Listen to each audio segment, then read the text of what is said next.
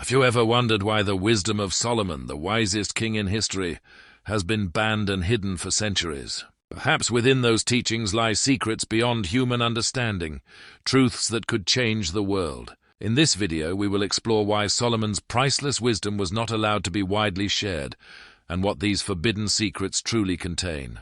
Don't miss out. Subscribe to the channel so you won't miss exciting discoveries about the untold mysteries of human history. The first book of Kings describes Solomon as a king of immense wisdom. At the beginning of Solomon's reign, God appeared to him in a dream and granted him a wish. In response, Solomon asked for a discerning heart to carry out his royal duties, and he was granted a wise and understanding mind. 1 Kings 3:5-14. 1 Kings 3:12. I will give you a wise and discerning heart so that there will never have been anyone like you, nor will there ever be. This made him a symbol of wisdom and justice. However, the wisdom of Solomon, a text banned from most Bibles, reveals layers of meaning beyond what traditional scriptures show.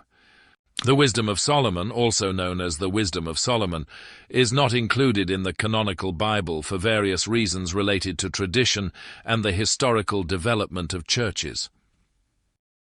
However, many theories suggest that its exclusion from the canonical Bible is due to complex factors involving language, history, and religious thought. In Catholicism and Eastern Orthodoxy, this book belongs to the group of deuterocanonical books, or second books, while in Protestantism it is not part of the canonical Bible, but is included in the Apocrypha, or hidden books. First, let's discuss the origin, timing, and language of the book. The Wisdom of Solomon was written around the 1st century BCE, or during the reign of Caligula, 37 to 41 AD. It is a book written in Greek, most likely compiled in Alexandria, Egypt. Unlike the traditional Old Testament books of Judaism, this book is believed to have been written in Greek instead of Hebrew or Aramaic.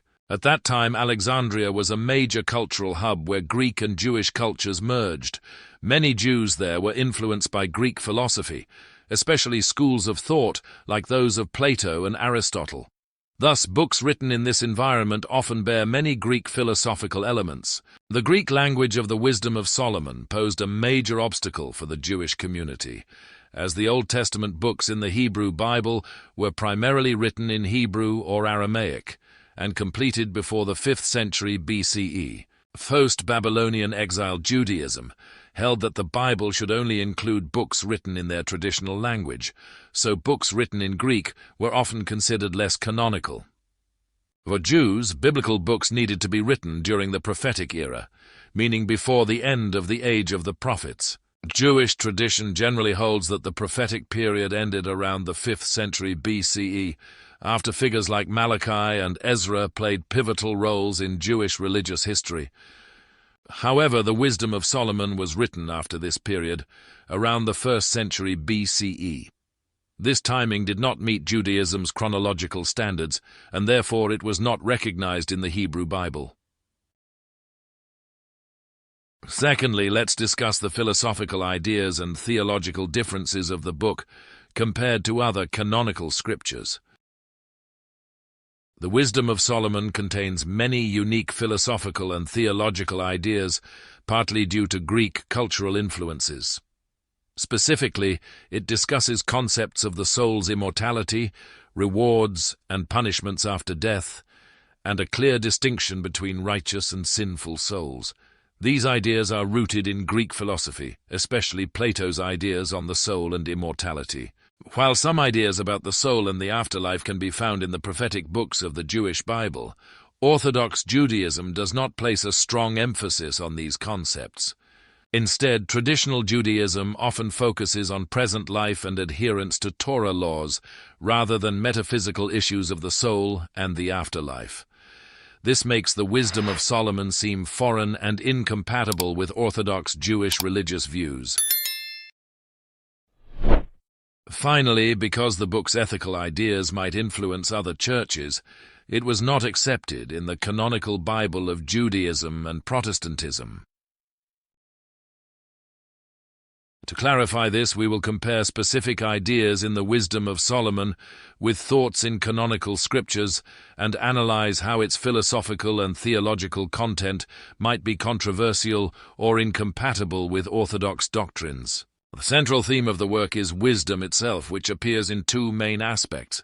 The first aspect is that in its relationship with humanity, wisdom is the perfection of the knowledge of the righteous as a gift from God manifested in actions. The second aspect is that in its direct relationship with God, wisdom has been with God from eternity. The 19 chapters of the work can be grouped into 3 parts. Lester Grabbe categorizes them as follows. Part 1. The Book of Eschatology includes a call for justice, words of the ungodly, the contrast between the wicked and the righteous, and admonitions on wisdom. Part 2, the Book of Wisdom, Solomon's discourse on wisdom, wealth, power, and prayer. The Book of History, an introduction followed by a 2-part depiction of plagues discussing God's power and mercy, false worship, and subsequent calamities, with a summary and concluding praise. This book is written for the rulers of the earth, one-to-one, urging them to love justice and seek wisdom. The wicked believe everything is random, and they should enjoy each day, but they are deceived.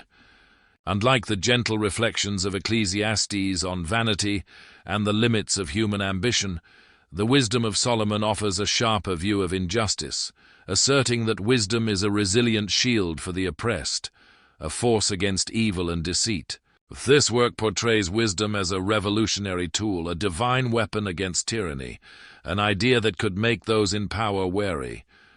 Another notable point is the connection of this text with the creation story in Genesis, but expanded to clarify the cosmic role of wisdom. In Genesis, God uses words to create the world, but in the Wisdom of Solomon, wisdom is portrayed as having existed from the beginning, guiding and shaping the creation process with precision and clear purpose. Wisdom is not merely an attribute of God, but a partner, a companion factor in the creation of the universe. The concept of wisdom as a companion to creation resonates in Proverbs 8, where wisdom declares, "I was there when he set the heavens in place." In the Wisdom of Solomon, wisdom is regarded as an almost divine attribute, closely connected with God and depicted as an entity with its own knowledge and power. Wisdom 7:25-26 states, "Wisdom is the breath of the power of God, and a pure emanation of the glory of the Almighty, a reflection of eternal light, a spotless mirror of the working of God."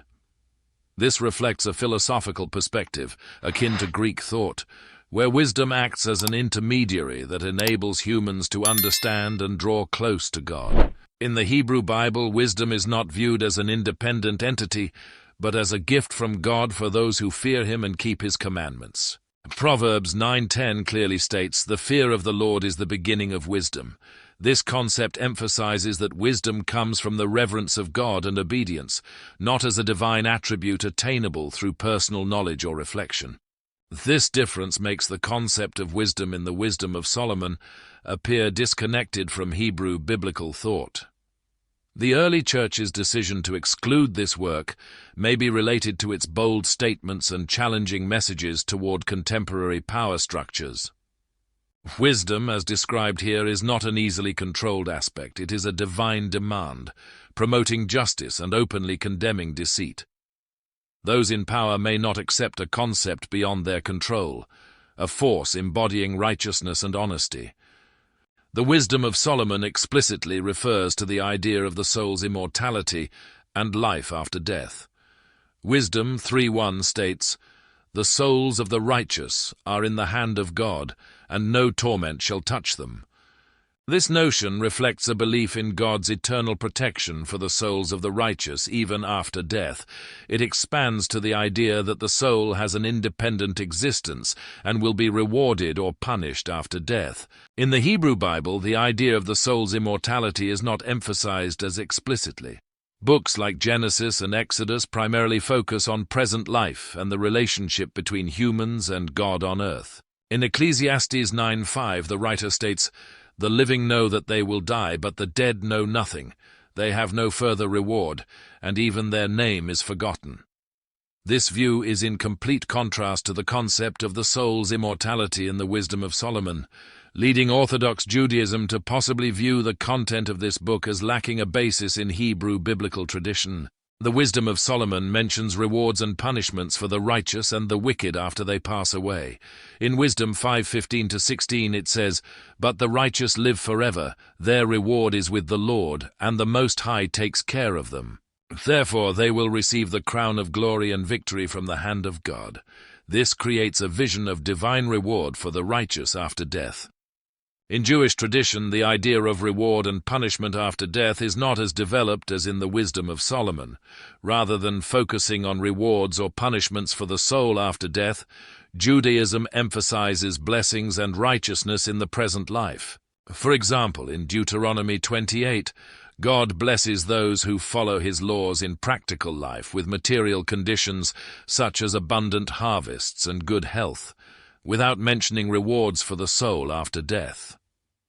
Therefore, traditional Jewish institutions do not agree with emphasizing the afterlife as in the Wisdom of Solomon, as this could create a deviation from observing Torah laws to ensure a good life in the present. Finally, the Wisdom of Solomon contains passages that describe the righteous in strong terms, highlighting their innocence and perfection.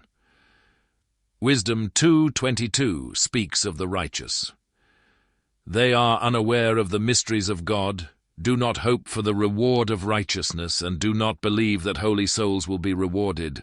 However, in many Hebrew Bible books like Psalms or the Prophets, the main characters often acknowledge their imperfection and weakness, always seeking God's mercy and forgiveness. Psalm 51 verse 5 states, "I was born in iniquity, and my mother conceived me in sin."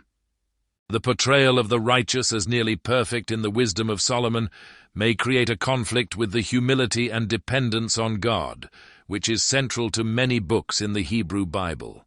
These elements indicate that the Wisdom of Solomon not only differs in language and time of composition, but also has many incompatibilities with the orthodox thoughts and doctrines in the Hebrew Bible. The book's emphasis on the soul's immortality, posthumous reward and punishment, and the notion of wisdom as a divine entity makes it incompatible with the religious perspectives of Judaism and Protestantism. Due to these differences, Orthodox biblical traditions do not include the Wisdom of Solomon in the official list of recognized books. Do you know of any other reasons why this book was banned? Share your thoughts so we can all discuss together. Let wisdom guide us, helping us realize that living a meaningful life is truly preparing for an eternal existence filled with light and love. Together we have explored the Wisdom of Solomon, a treasure of wisdom that not only holds profound insights but also guides us to a life of meaning and eternal life. This wisdom calls each of us to live virtuously, uphold justice, and seek light amidst life's challenges. If you find value in this message, please hit like and share this video with your loved ones so we can spread light and knowledge together. Don't forget to follow our channel so you don't miss upcoming videos, where we will continue uncovering mysteries and wonders in the Bible. We would love to hear your thoughts and reflections. Leave a comment below about what you've learned from today's lesson and how Solomon's wisdom has impacted your life. Thank you for joining us on this journey. Praise God for the wisdom and light He has given us. See you in the next videos, and may wisdom always guide your steps.